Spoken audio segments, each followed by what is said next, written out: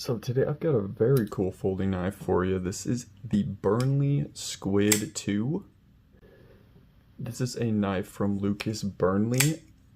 This is his original design. You may have seen this design first from CRKT. The CRKT Squid is a little bit smaller, and I'm not sure what materials they use exactly, but it's definitely more of a budget knife, considering that CRKT is known for their more budget friendly options. And then Lucas Burnley also had a knife made by Boker, and I don't even know what that one looks like, to be honest. I just did a little bit of research and I happened to have read that. So but this here is the Squid 2. It's a little bit bigger than the original Squid by CRKT, and this one is definitely not a budget knife.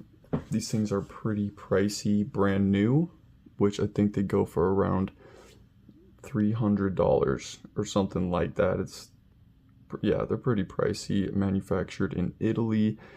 I'm pretty sure this knife is CPM 20 CV, but it just says CPM 20. I don't know if that was like a misprint or if they just meant to put only half of it. Like, they probably figured we would figure it out, like.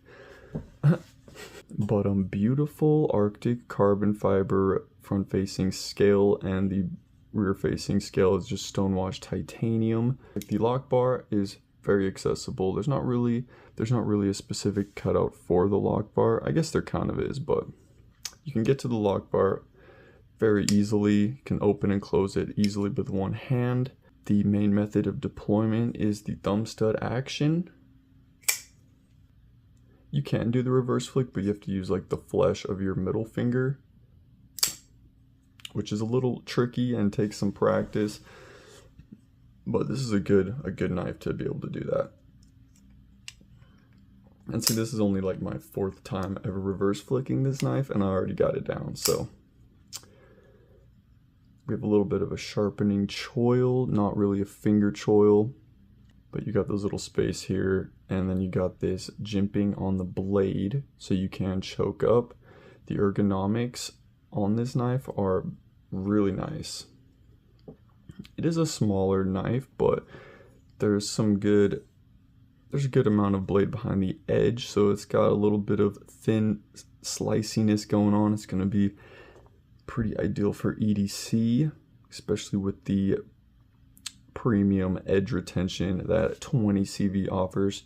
The pocket clip works really well. It is not reversible, but it has a good amount of tension to it.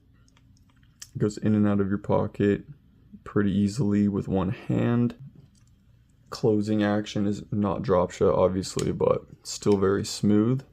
Something I should add is the more I play with this knife and just open and close it, the more I just start to appreciate this thing and just how nice it actually is. Like, the action is freaking perfect. Like, the solidness of the action reminds me of the lock. It reminds me of the action of a Chris Reeve knife, surprisingly.